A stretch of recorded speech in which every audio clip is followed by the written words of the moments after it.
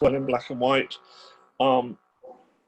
because it's not something that's trying to make you hungry. It's sort of it's quite a strong sort of shape, but it's not. It doesn't. It works in black and white. That, but very little food photography does for me. Classic a food picture. One of the most influential books for me and for my food photography is there's a photographer called Robert Fresson, F-R-E-S-O-N, and he published a book called Taste of France, and I assisted him very briefly back in the dawn of time in the sort of early 70s. And he was amazing. He shot on 35mm, which nobody did then. Everybody shot on large format, and everybody shot on 120 or 5.4. But this is very much inspired by his sort of slightly. And he was the first guy to show food a bit messy and not perfect. And I like that. And you know, the knife's a bit rusty, and the plate's got the board's got wormholes in it. But I like that. In a fish market in Conil, in Cadiz, in Spain, but nice and graphic. Again, simple. Don't make me do styling. Don't make me, you know, I could have fluffed about with that and put cloths down and done all sorts of things. But let these guys speak for themselves. I mean, they're so beautiful. They don't need anything else. A nice plate of chicken. Yeah, I mean, actually, I think it's guinea fowl, not chicken. But anyway, should make you hungry. Should make you want to sort of. Should make you want to tuck in. I think. This is a recipe called poulet à la vigneronne, and this is it's cooked in one of those chicken brick things, and this is the beforehand, and then this is it finished and cooked. So there's a bit of styling. Okay, I'll put a cloth down, so I'm, you know, but rules are made to be broken. But I quite like showing the before and after pictures. And if you're thinking of shooting food for your challenge, I think it's quite good to show before and afters. They kind of work. We're in wine. Okay, now we'll go into wine. This photograph won me the title of Wine Photographer of the Year about 4 years ago. And this is in, this was actually shot on a shoot for Condé Nast Traveler magazine in Hungary, in Tokaj. And it is quite nice. Everybody says to me, oh my God, the lighting's amazing. How did you do it? And how I did it was that there was a massive electrical problem in the cellar, and there was a workman behind it with a torch. And that's how I lit it. So I said, oh, that looks nice. Can you just point your torch up a bit, mate? And he did, and I got that. And so it's the happy accident that we all like in photography. So that is literally a workman shining a torch through those bottles. So nothing complicated or secretive at all. Let's just get a torch and point it at things. This is I do a lot of work in Jerez de la Frontera, and I do a lot of work for the Consejo Regulador, who are the people who maintain the sherry industry. And this is in one of my favorite bars called Taranco del Pasaje, and it's a simple, it's lunch in Taranco del Pasaje. These were all shot for the Consejo Regulador. A word of advice: if you're going to shoot anything for this competition and you're going to shoot wine or glasses or anything, make sure they are clean. I always make sure when I'm shooting something for them, I'll always take a couple of cloths along and polish the glasses, because there's nothing worse than seeing I mean, I quite like this shot. It works, you know. But if there'd been a bloody great big thumbprint on the glass or something, or it would have really ruined it. And there's nothing worse than trying to retouch a thumbprint off a glass, I can assure you. So make sure you don't. Again, this was on the cover of a book about sherry. Simple, very little styling, very, very shallow depth of field, but it works. glass of rosé in a garden in France. Makes you want to drink it. That's what you're supposed to do. That's what food photography is supposed to do. Make you hungry, make you thirsty. This is, I like wine, but I don't know anything about it, which I'm quite glad about, really. Apparently this is the best white Burgundy in the world, Bonneau de Martre. And it was very nice, but I said to the bloke, yes, he said, would you like a glass? And my friends who know about wine were saying, oh my God, that is so amazing. And apparently I said to the man, yeah, it's lovely, thank you. And my French assistant was saying, you must not say that, you must tell him it is amazing stuff. But anyway, it was very nice. And at 60 euros a bottle, starting price it should be. So there you go. But it's one of the benefits of being a photographer.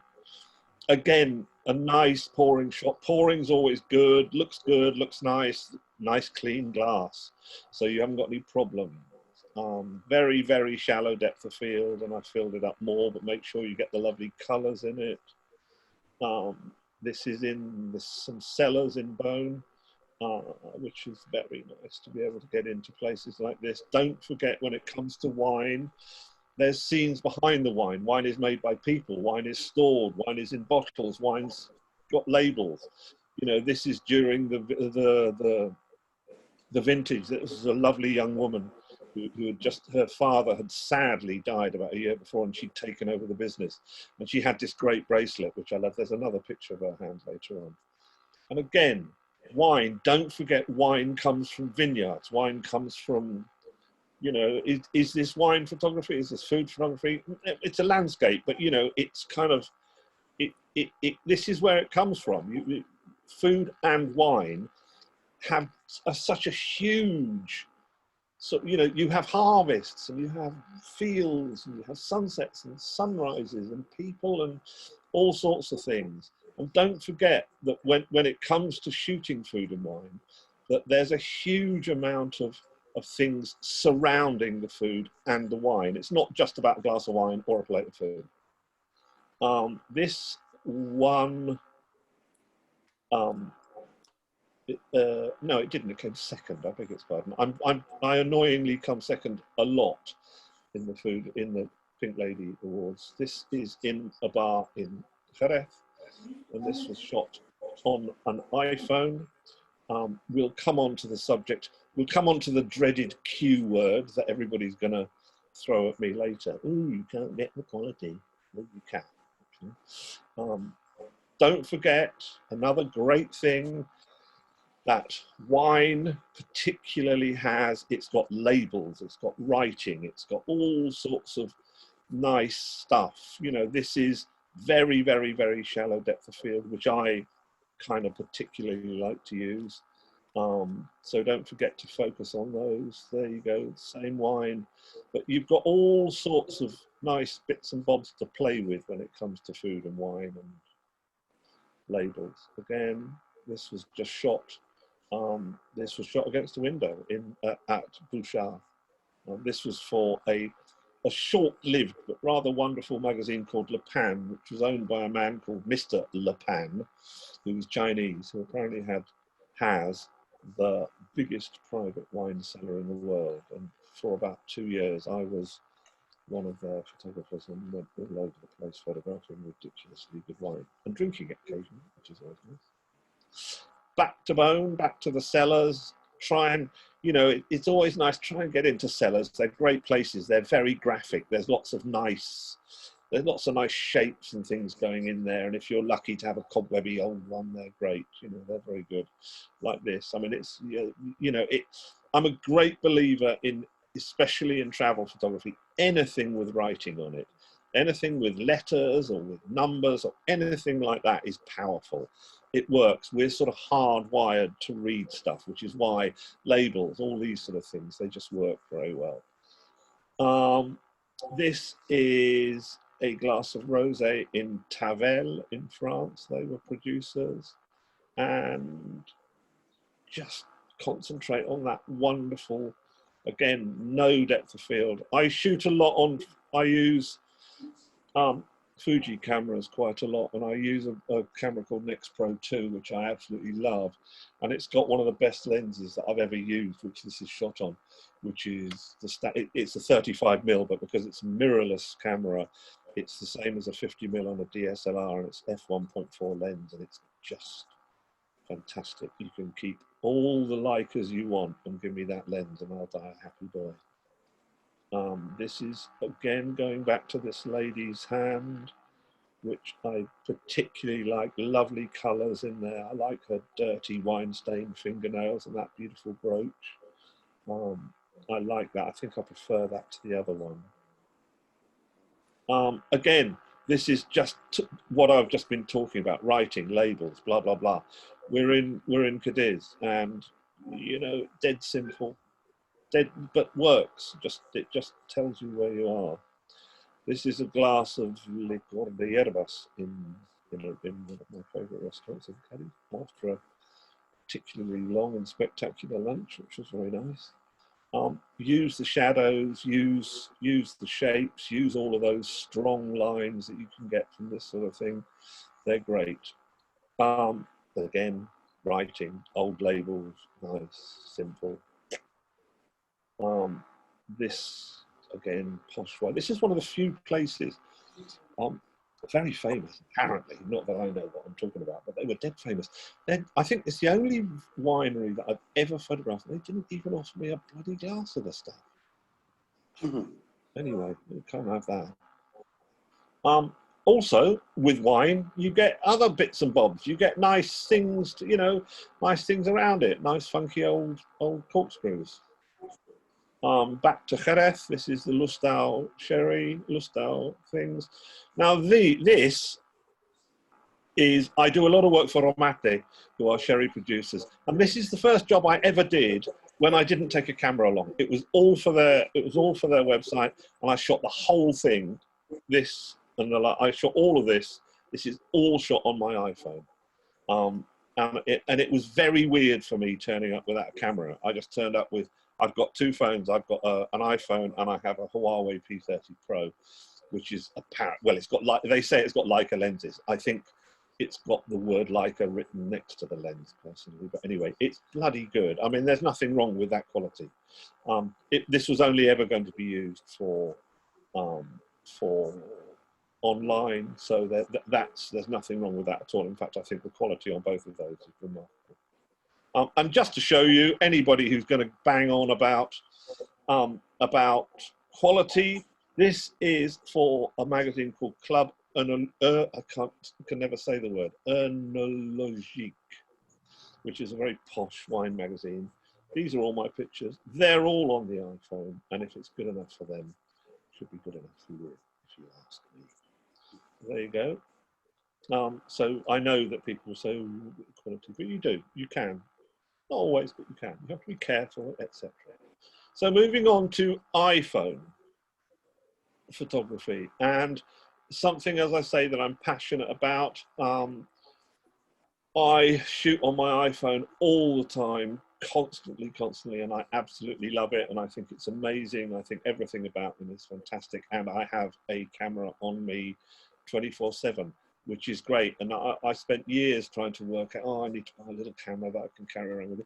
No matter how little a camera is, you're not going to take it with you everywhere, whereas you always have your phone in your pocket.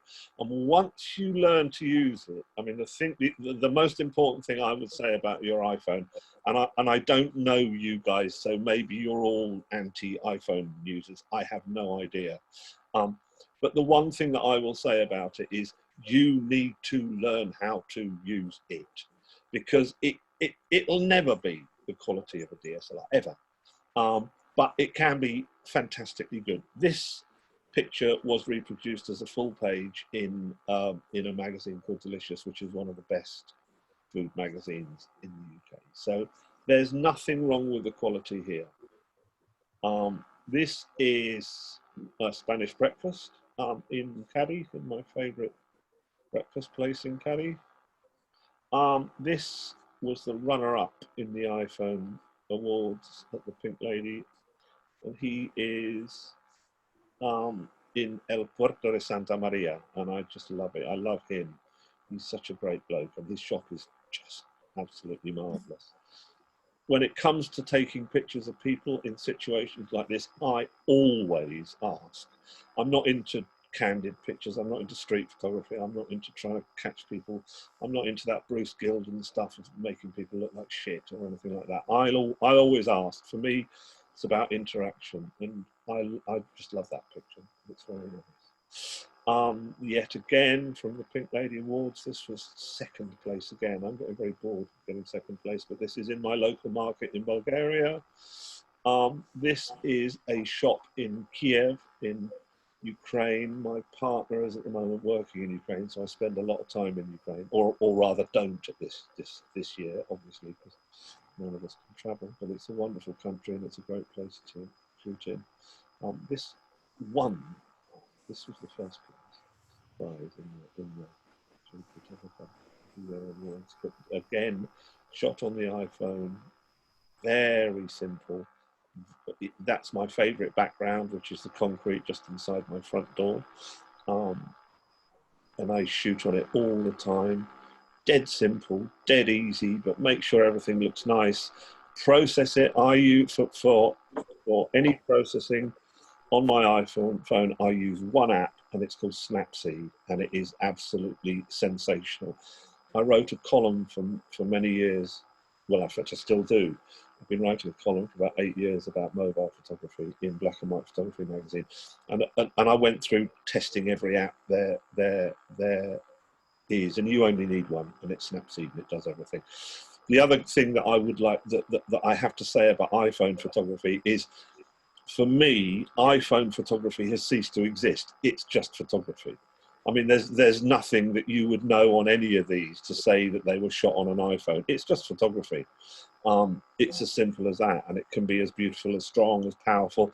All of the important disciplines about your photography, composition, exposure, lighting, all of those are just as important in iPhone photography as anything else. Get Snapseed, learn how to use it, because so many people will get a phone and go, well, it's just a snap. Well, it can be more than that, you know. Some grapes and some cheese in my kitchen. Same background again on the old concrete, which I love. These guys are in Bulgaria. This is the place I stop on the way to the airport when I'm not on a diet. Guy in the market, in my local market in Veliko Turnovo, selling honey. It's just great. I mean, there was the light on those jars of honey is just a gift. And again, asked him. He's quite grumpy, but I did ask him. He said yes. This is my kitchen. This was the runner-up in the iPhone Awards last year. Simple. In Portugal, people in a little kiosk selling lovely sausages, very nice. Some marinating cheese in my house, but nice, punchy, strong colours.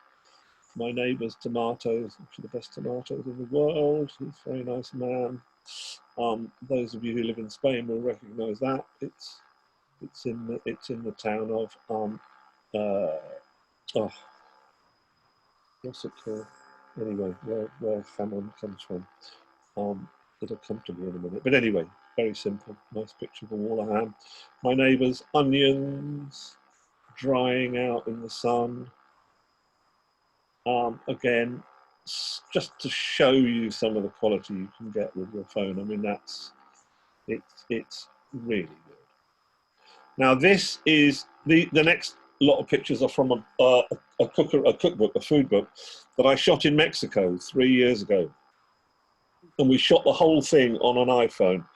And we shot the whole thing on an iPhone because it was a sort of charity job, and it was for a refuge for people, battered wives, and women who'd been mistreated. And we got there, and the woman who'd been arranging the shoot said to me, look, some of the women are a bit unsure of you. And as you can see, those of you who saw me before this, I'm quite a big, hairy bloke. And these women were all about 5 foot tall, and they'd never seen anybody like me in their life, and they were terrified. And so I said to them, well, look, it'll be fine because I only use a small Fuji. And it became apparent very quickly that it wasn't all right.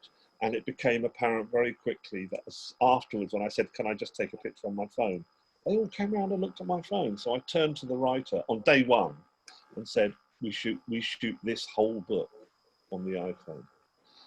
And so we did, and it worked, and it was really good. And the great thing about the iPhone is that nobody notices you.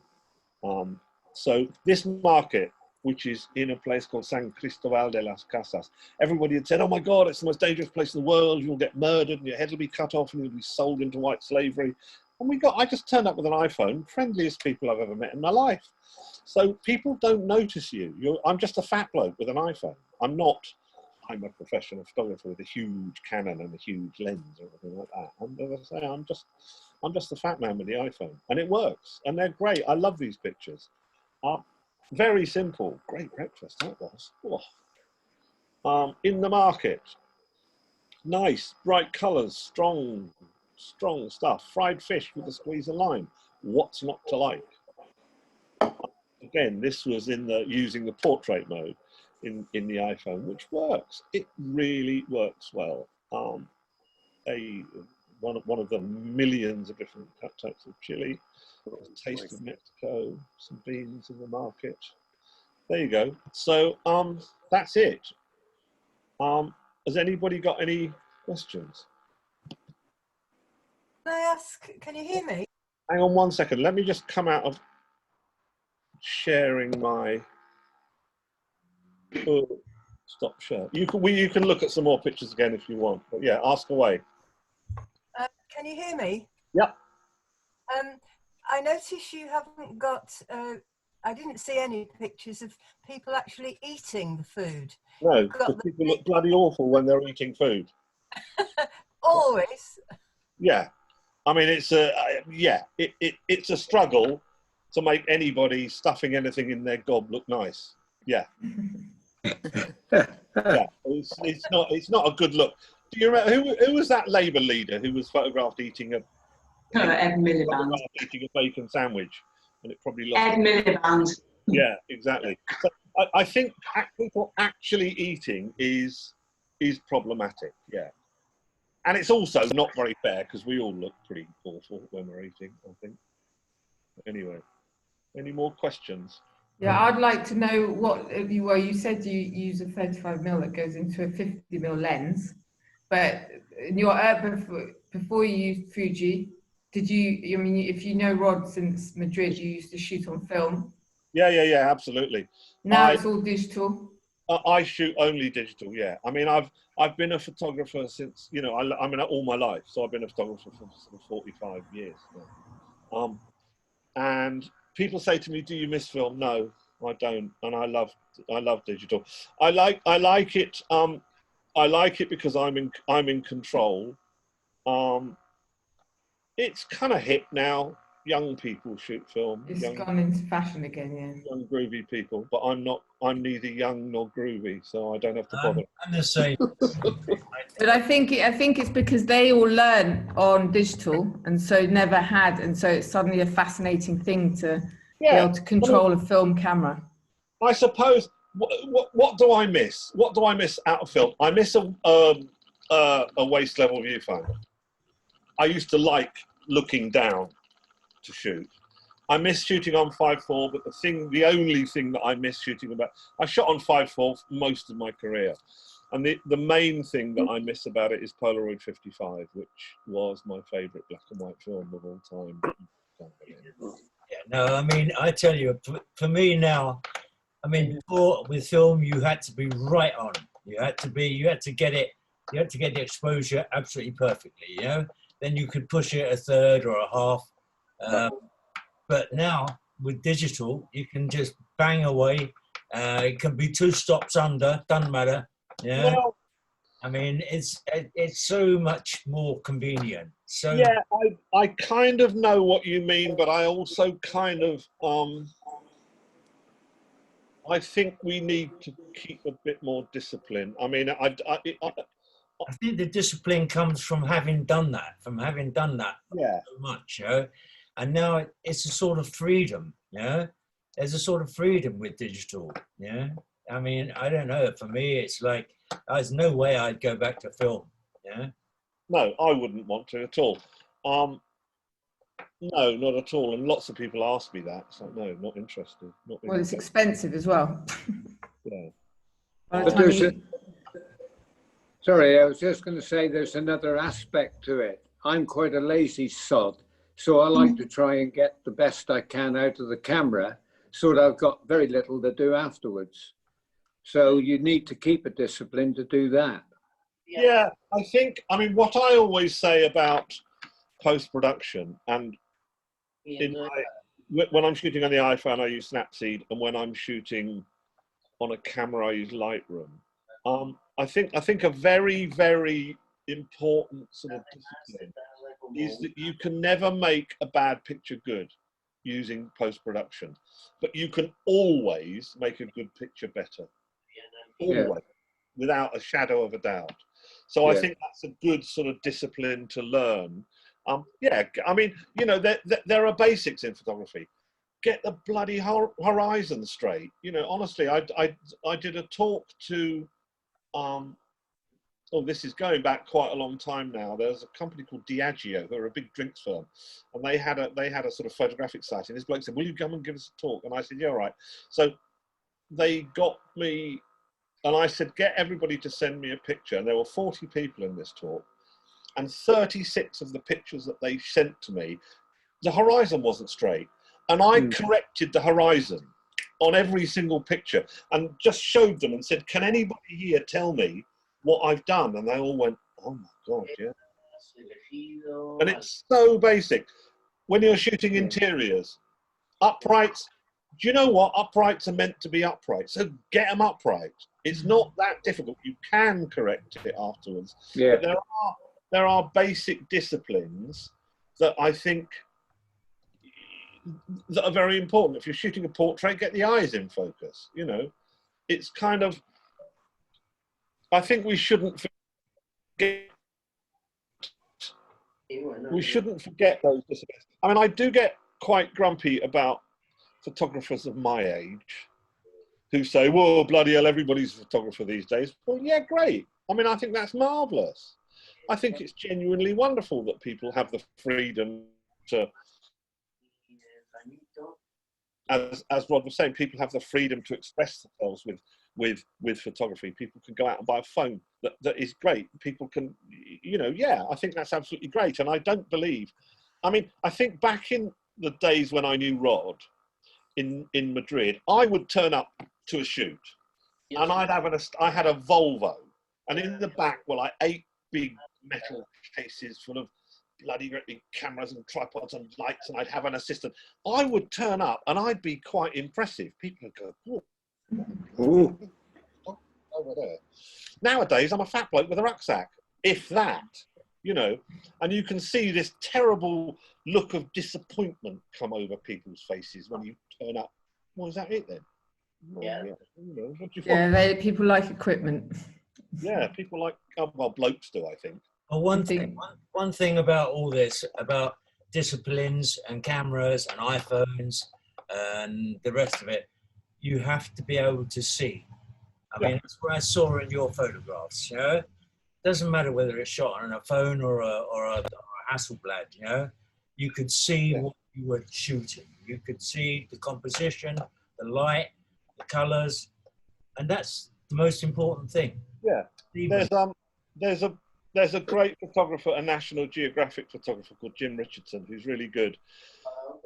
He came up with one of my favorite quotes about photography, which is to take better pictures, stand in front of more interesting stuff. You know, and for me, a photograph is 80% content.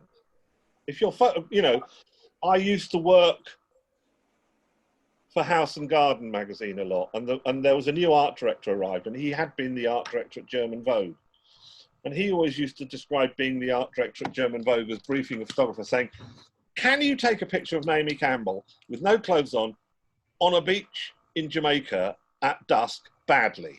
The answer is, you know, probably not, because she's going to look pretty good. You know, stand in front of more interesting stuff, you'll take better pictures. There you go. And what lenses do you use the main lens you use for the food photography? Well, mainly I use a standard lens. On a DSLR, I'll use a 50 or a 55. I've got a nice 55, which is 1.8. And the 35mm because the Fuji camera that I use is not full frame. It's, I don't know what they call it, micro 2/3. I'm not very technical, I don't know that. So the 35mm lens that I was talking about is the equivalent to a 50 on a DSLR. And so I like a standard lens. I use it for most things. So yeah. for all the flat lay, the looking from above, that's all on 50. 50 or 35, yeah. Yeah, and I've completely gone off using, since I got the Fujis, I had a really interesting experience.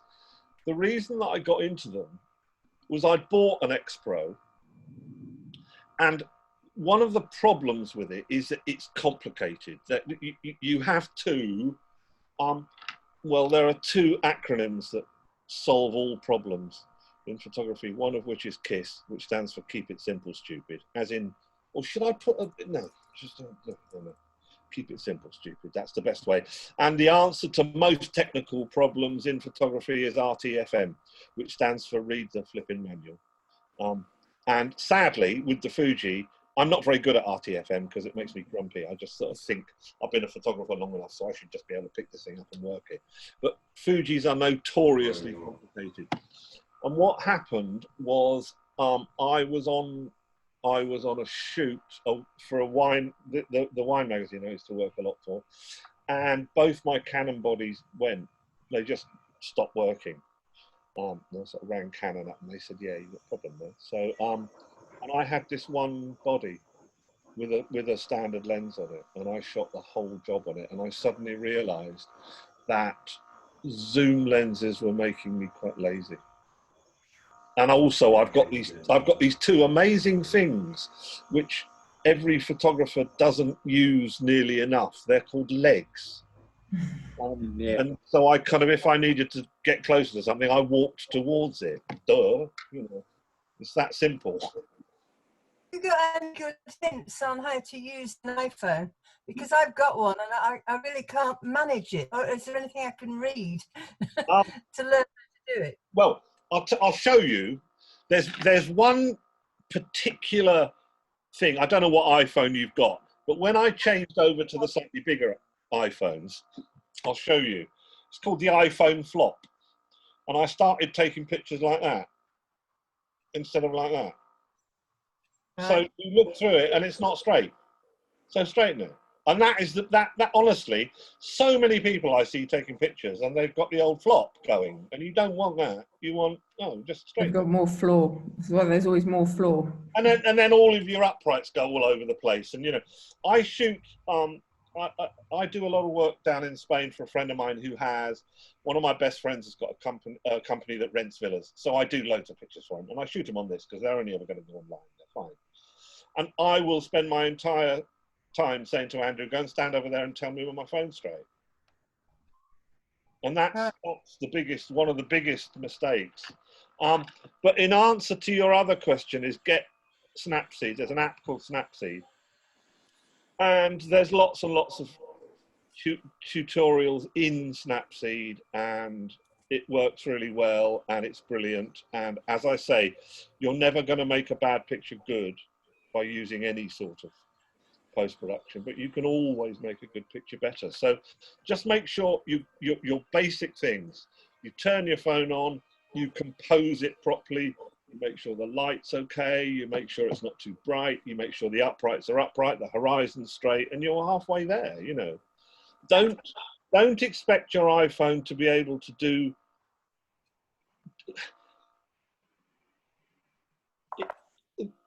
iPhones, mobile phones in general have to be, they like good conditions. They're not great in the dark. So don't try and, you know, people will shoot 500 pictures on their iPhone, which are fine, and then try and take one in the dark and say, well, they're rubbish in the dark. Well, don't use it in the dark then. You know, it's like kind of saying, I've got a fault, you know, oh, this car doesn't doesn't go up a slope like that in the snow? Well, it's because it's not 4x4. You know, if you want a car to go up a slope like that in the snow in Bulgaria, buy a 4x4. Yeah, that will. But you know, iPhones aren't the answer to everything.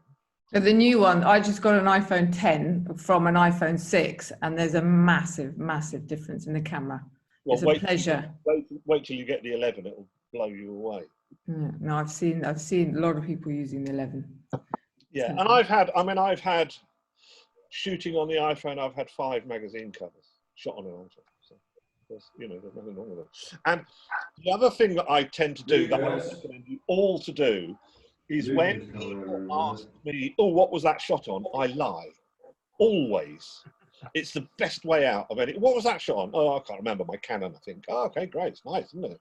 Whereas if you say it's on my iPhone, they'll go, "Oh, dearie me. Well, obviously the quality can't be good enough for us." So just lie. Just lie to them. That's it. Do they pay you? Do they pay you less because it's on an iPhone? No, they don't know. I mean, I've got a couple of, for example, the thing that I showed you in the wine magazine. The picture editor is a good friend of mine. I've been working with her for 30 years. So I said, look, I've got a load of stuff shot on the iPhone. She, yeah, don't worry, we'll sort that out. So she knows. But if I've put so many pictures, sold so many pictures to so many magazines, and nobody's ever said anything. Nobody's ever said, are these shot on an iPhone? Condé Nast? No, they want photos on the camera. No, Condé Nast. I sell loads to Traveller on an iPhone. I just had 8 pages on Malta. I would say 40% of the pictures are shot on an iPhone. And nobody. I mean, people don't really know. I mean, they don't know the difference anymore. Well, as long as the picture's good enough, and I make sure it's a high-res TIFF before I send it. As long as the picture's good enough, if you're, I mean, I don't know, I don't know what you think about the pictures that I've just shown you, but I've never had anything queried quality-wise. People just think, oh, say that's nice, thank you. So I would like to shoot a cookbook. I've always wanted to shoot a cookbook. Haven't done it yet. Yeah, I have. Made me fat. Made me fat over the years, I'll tell you. Tim, where are you in Bulgaria? Changing the subject a little bit. I'm in a village called Mindia, which is near Veliko Trnovo. We're near Varna. Oh, do you? Oh, okay, right. I'm right in the middle of the country. I was going to ask where your fruit market was, but nowhere near us, obviously. Right. It's called Veliko Trnovo. Well, that's our big town. We're 20 kilometres away from it, and it was the old capital of Bulgaria. It's beautiful. So we're sort of in the foothills of the Balkans. Okay, yeah. Ah, cool. And good photos, thank you. Thank you very much. All right. So, anybody got anything else they want to know? No, I'd just like to thank you. It's given to me a different perspective altogether on food photography, and I thank you for that. Good. Well, that's nice. Thank you very much. Can I just say, I don't know if I'm allowed to say here, but when all this COVID stuff, horrible stuff started, I was planning on running a few workshops out here in Bulgaria with a very close friend and colleague of mine, a woman called Joanna McLennan, who is a really good interiors photographer. And so we started a kind of group like this that if anybody would like to come and have a look at, please do. Can I just show? Can I show you? Is that all right? Yeah, of course. Yeah, please. And are you gonna do your? Oh, are you gonna do your workshops in Quebec this year? I don't know. Who knows? I mean, who knows what's going to happen, to be perfectly honest. That's the problem. So we've started a Facebook group, and it's called Two Photographers, because there's 2 photographers. Haha. What we thought was the best thing to do. So there you go. That's us. It's a private group. We're on Instagram. I don't know. Are all of you on Instagram? I am, yeah. Yeah, I am. Because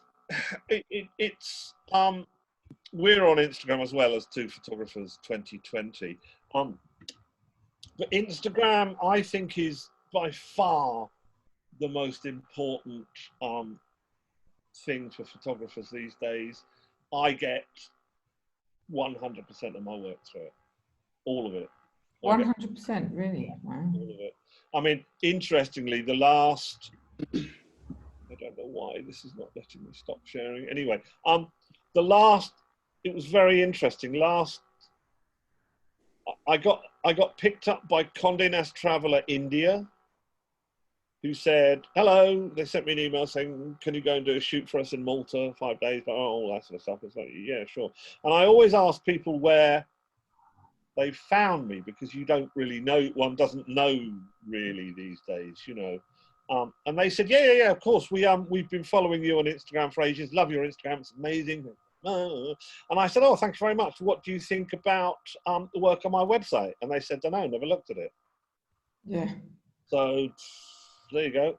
Yeah, At the moment, your websites are irrelevant. Yeah. Well, I don't know if it's irrelevant. Some people look at it, but I think Instagram is, I mean, you have to be on Instagram, full stop. It is. Well, I just before you came on, when Rod said you, I went I'm on my computer and I typed in your name and I looked at your Instagram first.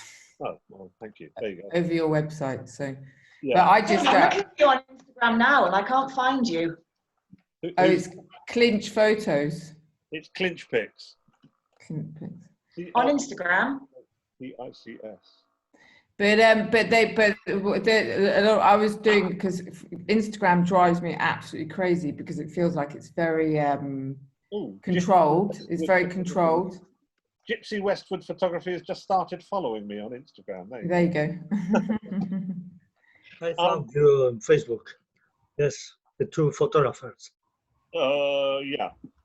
But the importance of a website, I was because I redid my website this year, is that, you know, sites like applications like Instagram, Facebook, they die eventually. Something else might take, like Facebook, and so it's important to have Google presence and a website in case. I agree in that. I mean, and this is one of the things that I always say to people. There's a lot of, the thing about Instagram, there are two types of people. There are photographers who use Instagram as a tool, like I do, and there are Instagrammers who use photography as a tool. Now, if you're an Instagrammer, when Instagram becomes last year's thing, which it will, then you're screwed. So yeah, I agree that you do need to, yeah, of course you should have a website. Everybody should have a website, you know, because not everybody's going to look at Instagram. But it's the thing at the moment. How long it's going to go on for? Don't know. No idea. Do you pay for posts? Do you sponsor your posts? No. No. Never have to. No. And I've got, you know, but the Facebook. I don't know if you can find us on Facebook, but it's a private group because a lot of people don't like Facebook. You know, fine, whatever. I don't know. I never worry if the Chinese government find out when I go to the supermarket personally, but I haven't got that much to hide. But I know a lot of people don't like Facebook. So, yeah, Facebook's become the place for that sort of community groups where you can chat. I think it sort of works. So I'll just put my email address. I can't remember my email. Anyway,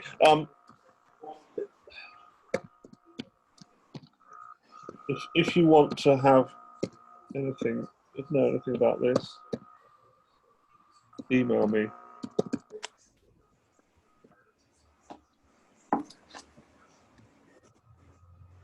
Oh no, sorry, that's to everybody. That should be to everybody. Bear with me.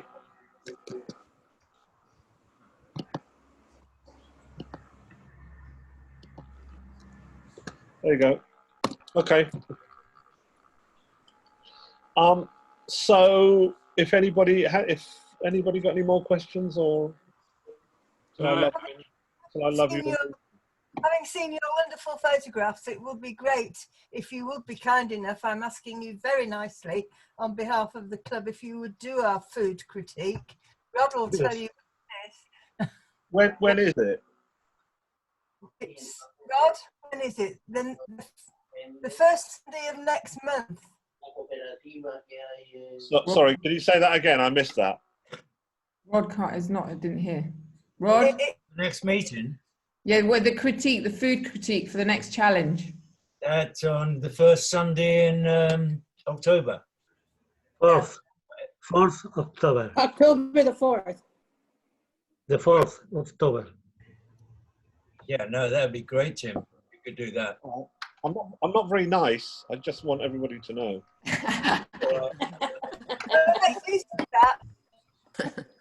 I'll be dead tough. Good. Yeah, I That's will. what- Of course I will. Rod, send me an email and let me know, and I'll,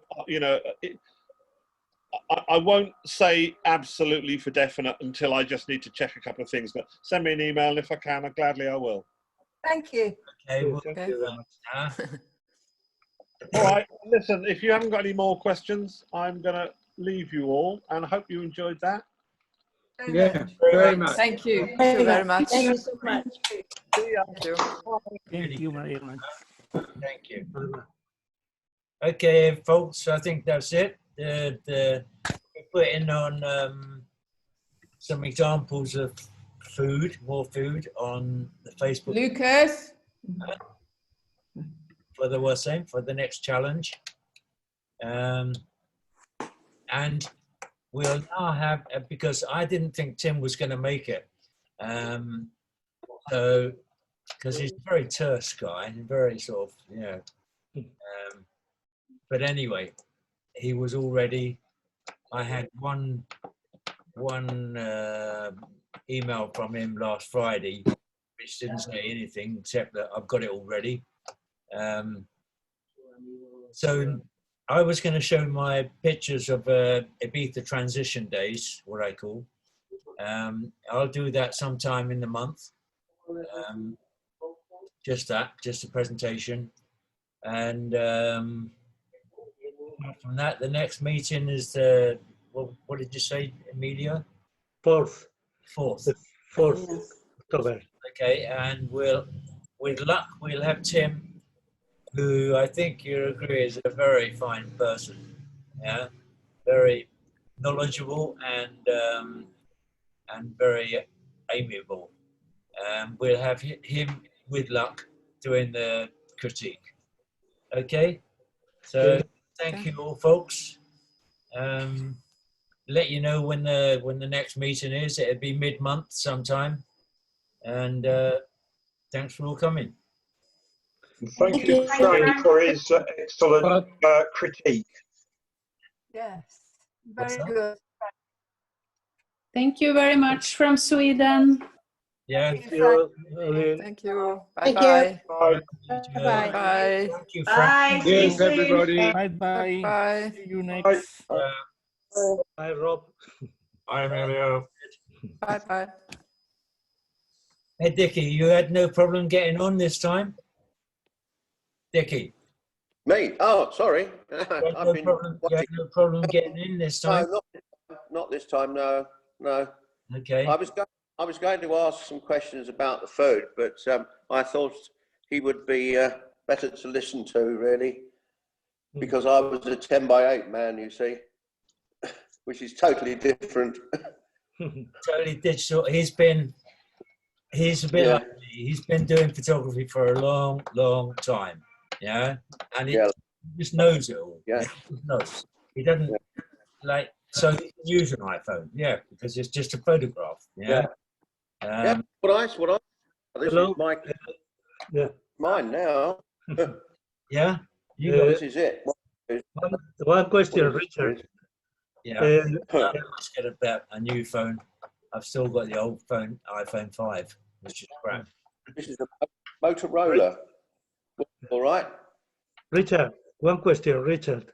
Can you scan your your pics, your negatives or your slides to do a presentation? I'm still looking at that, Emilio. Yes. I've forgotten what what was it? What were they? Well, I think it was your early fashion. Oh, the fashion, right. Can you Back can to you the old scan those? Nikon WizKid days. Can you get them scanned? Can you get it all sorted out? I'll have a look. Yeah, I've got piles of the stuff. It's going to take me ages to scan them all. That's the trouble. And I haven't used my scanner for ages, so I hope it works. But I'll let you know. I'll have a go. Because anybody who can do a presentation, Gypsy may do another presentation. Yeah, I have to put the stuff together. Huh? It's still just a lot of weddings. I have to look at the other work. Oh, is it just the weddings again? Yeah, no, just something original. Any member who has interesting work to show can do a presentation. Emilio, you must have plenty of stuff. Yes, he's got.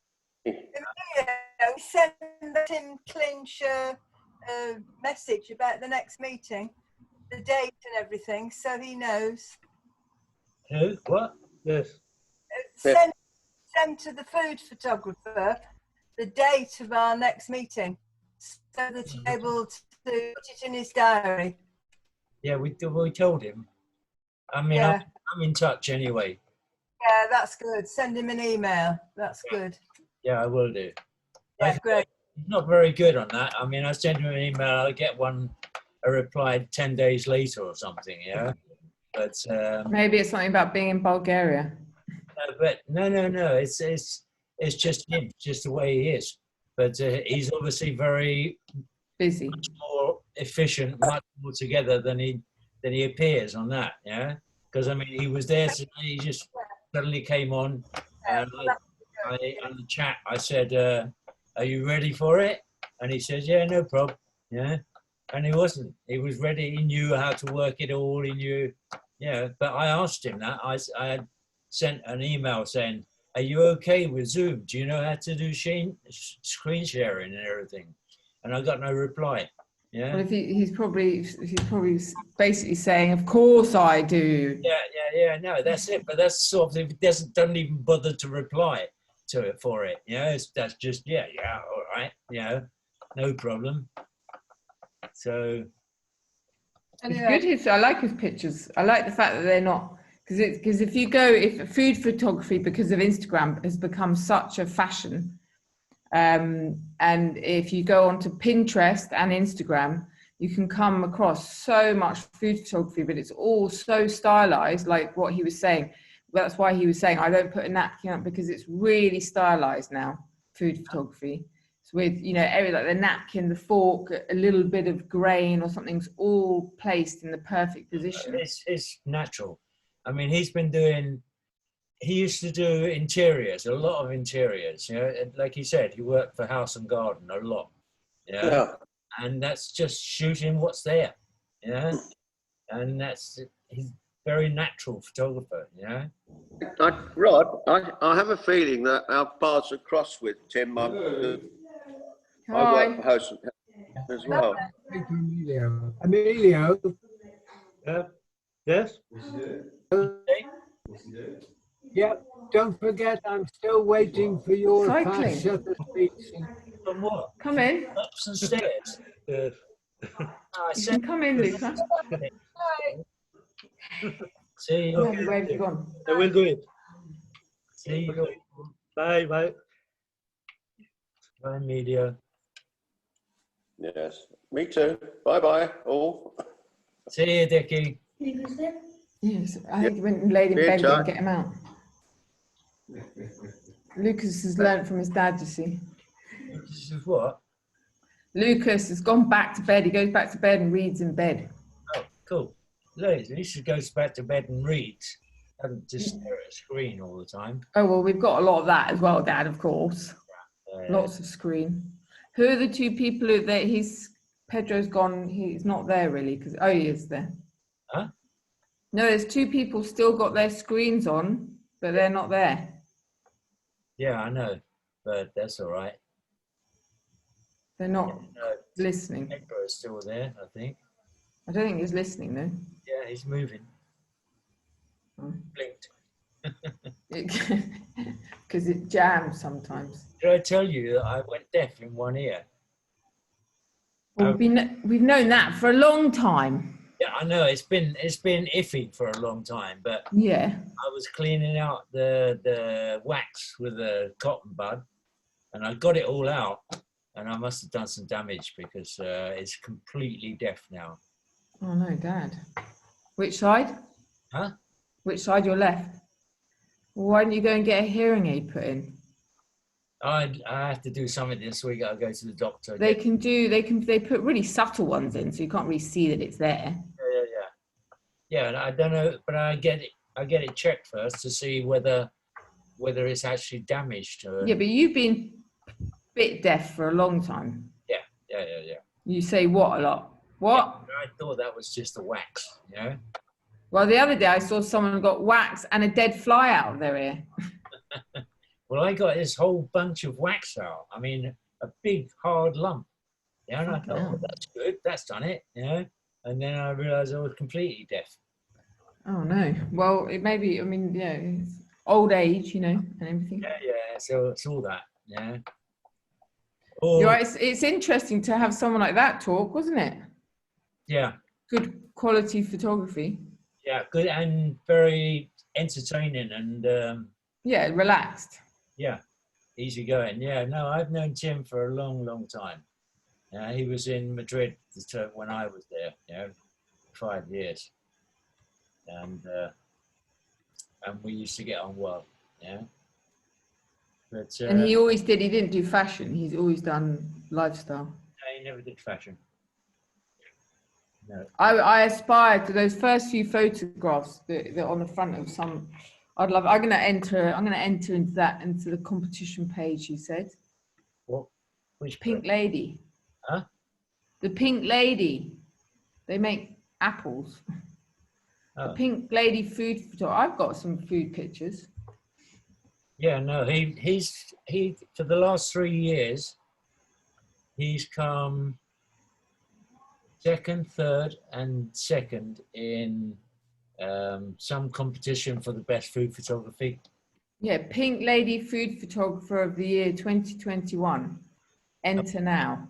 Yeah, was that what it is? Pink Lady? Yeah, that's what you said. No, I looked it up, and there's basically, I don't know, there's Claire Aho Award for Women Photography, Champagne Tattinger Wedding Photography, Food Stylist Award, Winter Botham Derby, Food for Sale, Street Food, Food for Family, Food for Celebration, Food Influencers. Section it was in, but they're all like on the phone. He did one on the phone, didn't he? He said.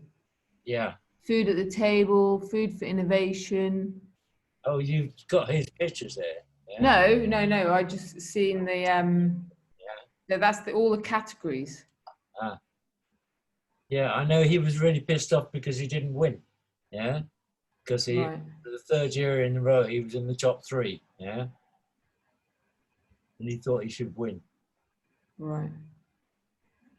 He said, no, it's not a nice prize is how to enter. Doesn't show you past. I can't see where it says past finalist gallery. Past. Yeah, but it's quite high quality photography. It's called Pink Lady if you look it up. Yeah, I'm looking it up now. It's Pink Lady. They make apples. They're very good apples. Yeah. Yeah. No, the thing that I like really a lot was that it was because I'm always so insecure that I don't use lights or reflectors or anything that I always feel that's quite unprofessional that I haven't learned to I haven't learned to use lights or reflectors more but then the fact that he just sat there and said bleh to all of it. Club Pink Lady. Fuji Award for Innovation. Food at the table.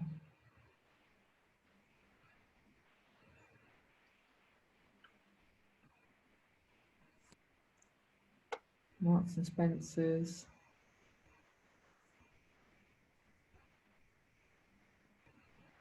There you go. You got on the phone. You got third place. Yep, third place. There's kitchen. Yeah. But Where on the phone. are you? Is it pinklady.com? It's called Pink Lady Food Photography of the Year.com. Oh.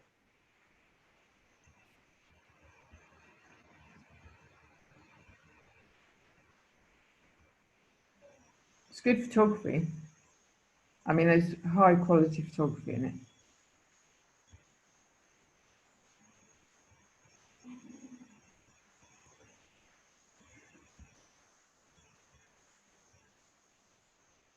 See, there's a category for weddings and everything now. Weddings have become such mainstream photography. Yeah. Like, you know what, someone, over the lockdown, I listened to a couple of I went on these little day shows, listening to photographers all like live for a day. And one of the women, she said that she has a load of her wedding stuff in, you know, like stock, like, what was it called? The stock galleries. But you would need what's name from that. You would need release. No, but but she just does stuff that they can't see, like so the backs of people or hands, bouquets, table centers, details, rings, and then you don't need their consent. But I mean, so then I thought, God, and then she said, you know, sometimes I earn 80 quid out of it, sometimes I earn 300 a month. I was thinking, bloody hell, I could do that. But the work to sit and put, then I started thinking about it, and I'm like, the work to put it in. I realised that I should do that. I should. You could be earning a secondary from all your old, because it's not like what you used to get paid for it, but for all your old pictures, you go, because Getty Images have like the top one, and then they have the other one. Do you know what I mean? Yeah. They have like mainstream where you get a little bit.